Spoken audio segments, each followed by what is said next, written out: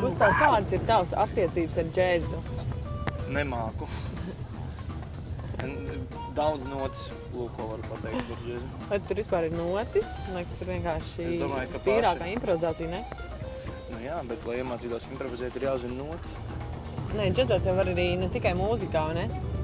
Arī pa dzīvi var džezot. Var. Tad viss ir viens vienīgs Kā džēzs. es palaižu. Braucam tikties ar vīru vārdā Bugge Wesseltofts, kurš pasaulē ir zināms ar to, ka spēlē Nordic, jeb ziemeļu džezu. Ko tas nozīmē, man nav skaidrs, jo ar džezu kopumā esmu uz jūsu, visticamāk arī Marta. Esmu dzirdējusi, ka džezmeņi vispār skaitās mūziķu mūziķi. Hello, Hey, Marta. pretty industrial. Hey. Bugge savu studiju ir iekārtojis Oslo centra visradošākajā nostūrī, vecajā industriālajā kvartālā, un šeit pavad lielāko daļu no sava laika. Best thing with Oslo is actually the surroundings. I mean, because Oslo is pretty shitty. I mean, it's a nice city, the vibe is good, but it is not very particularly pretty or anything. I got a lot of time for you to work in studio. Yes, in a way, yes. Well, I started out, my teachers said that you will get your favorite metal solos if you learn blues, acoustic blues, and blues is the father for jazz, right? It's all down there in Mississippi, around across the ocean, and you're here in winter, cold, and a Norwegian playing jazz. There is definitely a European jazz, you know. I think so. Jazz is not only American. I mean, it comes from blues and Negro spirituals.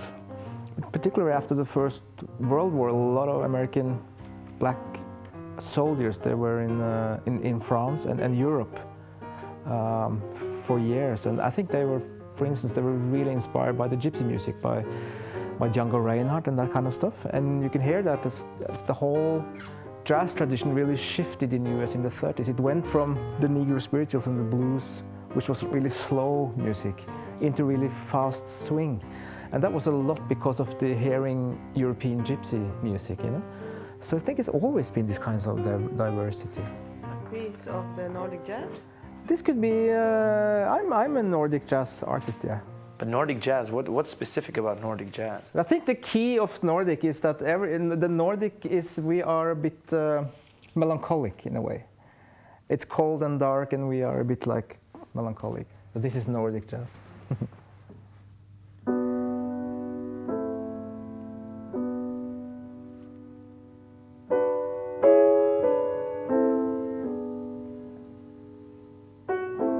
Ir baigi tonēt.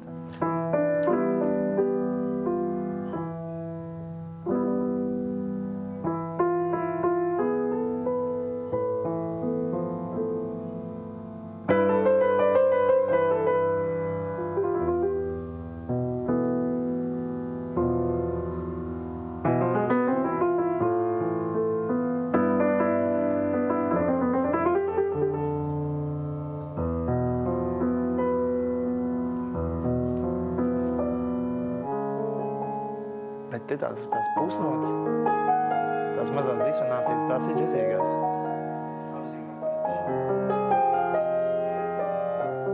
Ļoti patīk, liekas tāds mieres.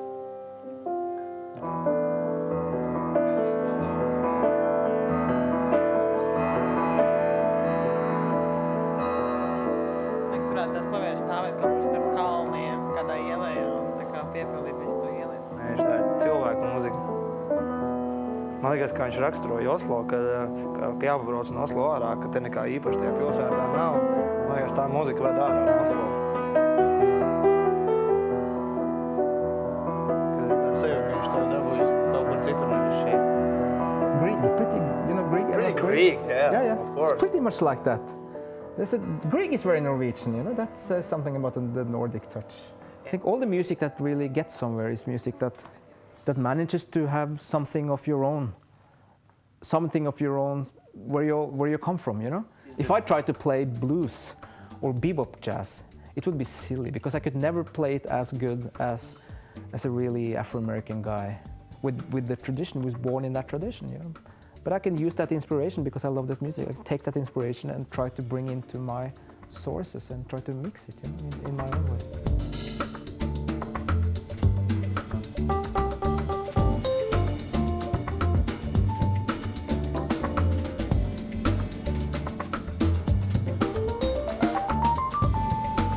in the 90s, I started to go to electronic music clubs.